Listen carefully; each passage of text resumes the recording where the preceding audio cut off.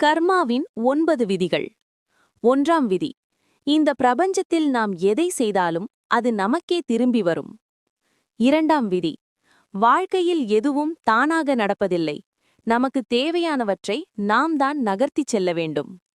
3ஆம் விதி. சிலவற்றை ஏற்றுக்கொண்டால் மட்டுமே மாற்றம் நிகழும். 4ஆம் விதி. நம்மை நாம் மாற்றிக்கொள்ளும்போது வாழ்க்கையும் நம்மை பின்பற்றி மாறும். 5ஆம் விதி. நம் வாழ்வில் நிகழும் அனைத்திற்கும் நாமே பொறுப்பு என்பதை உணர வேண்டும். 6ஆம் விதி. நேற்று, இன்று, நாளை இது மூன்றும் ஒன்றிற்கொன்று தொடர்புடையதே. 7ஆம் விதி. ஒரே நேரத்தில் இருவேறு விஷயங்களை சிந்திக்க முடியாது. 8ஆம் விதி. நமது நடத்தை நம் சிந்தனையும் செயலையும் பிரதிபலிக்க வேண்டும். 9ஆம் விதி.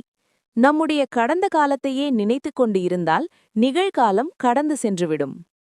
இந்த பதிவு உங்களுக்கு பிடித்திருக்கிறதா? மேலும் இதுபோல ஆன்மீக தகவல்கள் மற்றும் தன்னம்பிக்கை நிறைந்த பதிவுகள் கேட்கணுமா? KYR ஆன்மீக உலகம் யூடியூப் சேனலை சப்ஸ்கிரைப் பண்ணுங்க. மறக்காம பெல் பட்டனை கிளிக் பண்ணுங்க. நன்றி.